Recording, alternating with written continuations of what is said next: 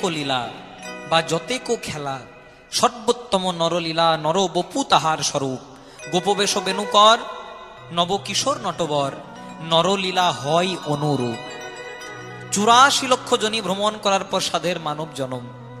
এই যে মানব জন্ম, ভগবানও মানুষ হতে চাই, কারণ এই মানব জন্ম হলো দুর্লভ মানব জন্ম। বহু ভাগ্যের ফলে এমন একটা মানব জন্ম পাওয়া যায়।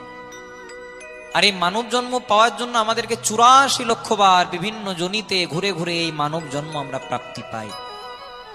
এই মানব জন্ম পাওয়ার আগে আমরা কতবার জন্মগ্রহণ করেছি জলজ প্রাণীতে, মানে সাপ হয়েছি, ব্যাঙ হয়েছি, কুমির হয়েছি, মাছ হয়েছি। মুক্তি পেয়েছি কবে?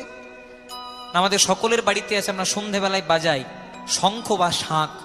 যেদিন আমরা শঙ্খ রূপে জন্মগ্রহণ করেছি বা শাঁখ রূপে জন্মগ্রহণ করেছি, আর শঙ্খটা আমার গোবিন্দ সেবায় নিয়োজিত হয়েছে, সেদিন আমরা এই জলজ প্রাণী থেকে মুক্তি পেয়েছি। তারপর কতবার জন্মগ্রহণ করেছি আমরা উদ্ভিদ রূপে, মানে গাছপালা রূপে। আম গাছ হয়েছি, জাম গাছ হয়েছি, কাঁঠাল গাছ হয়েছি, পেয়ারা গাছ হয়েছি। মুক্তি পেয়েছি কবে? না, বৃক্ষের মধ্যে বৈষ্ণবীয় ভাষায় শ্রেষ্ঠ বৃক্ষ যার নাম তুলসী বৃক্ষ। তুলসী বৃক্ষ রূপে যেদিন জন্মগ্রহণ করেছি, গোবিন্দকে সেবা দিতে লাগে শুধু তুলসী পত্র আর গঙ্গার জল।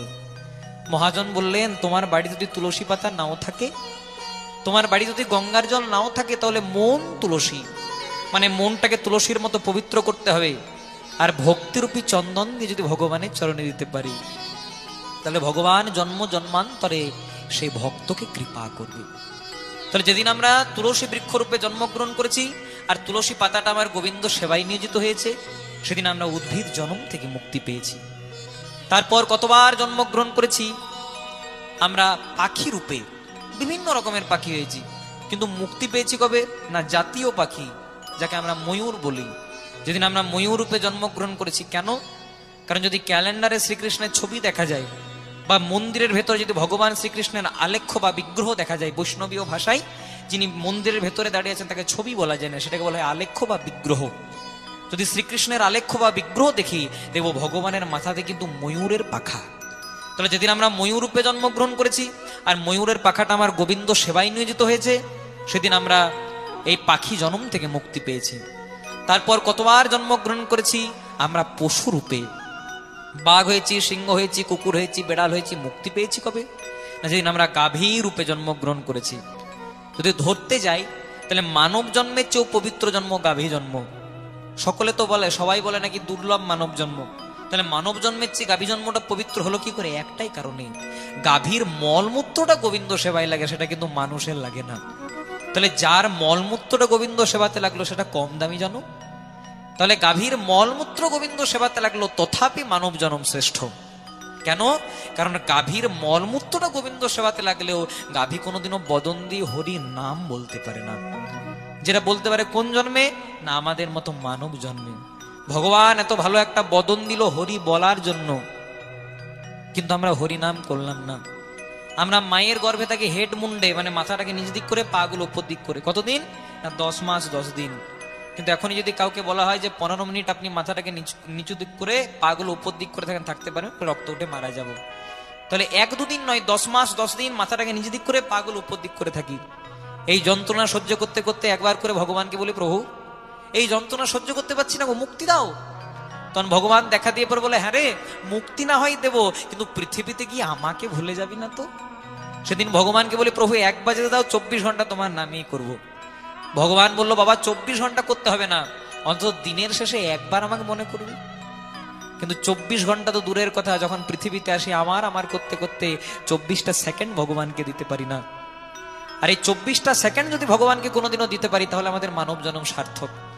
কারণ ব্যাংকে টাকা রাখলে যেমন টাকা সুদ পাওয়া যায়, তেমনি যদি প্রত্যেক দিন একটু একটু করে 24টা সেকেন্ড ভগবানের চরণে নয়ন যুগল দিয়ে, নয়ন জল দিয়ে ভগবানকে সেবা করতে পারি, ব্যাংকে টাকা রাখলে যেমন পরে সুদ পাওয়া যায়, তেমনি নয়ন জলটা দিতে দিতে দিতে দিতে একদিন ভক্তিরূপী সুদ আমাদের এমন জমা হয় যে শেষের দিনে স্বয়ং ভগবান হাতটাকে ধরে আমাদেরকে পার করে দেয়।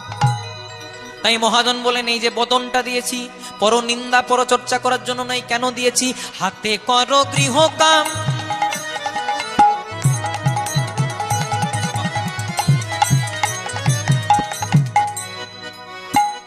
হাতে করো গৃহকাম, তোমরা মুখে বলো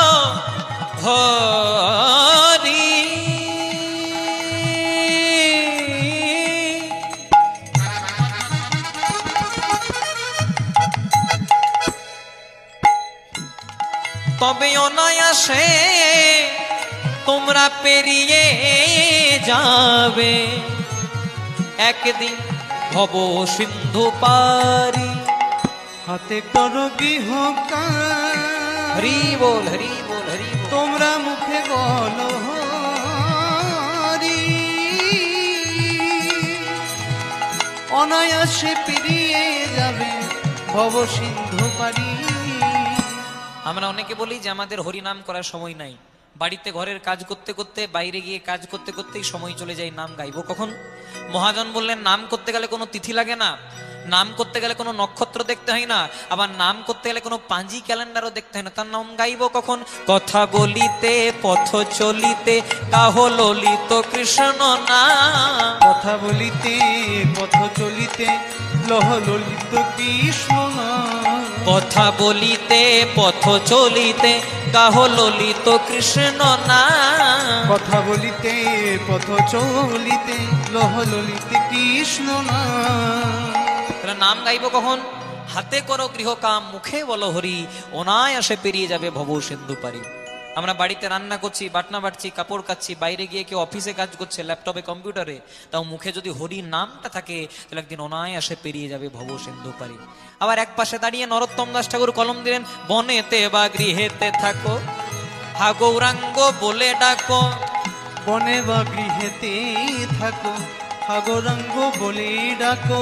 বনেতে বা গৃহেতে থাকো হা গৌরাঙ্গ বলে ডাকো।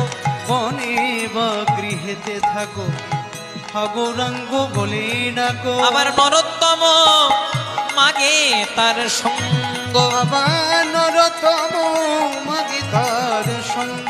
আবার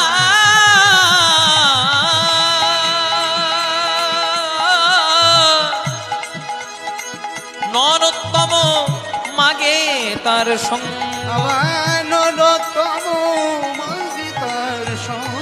বলো রাধে রাধে জয় রাধে। বলো রাধে রাধে জয় রাধে। বলো রাধে রাধে জয় রাধে। রাধে রাধে জয় রাধে। রাধা রানী কৃপা করো বলে। রাধে রাধে জয় রাধে। রাধা রানী তোমার হলাম বলে। রাধে রাধে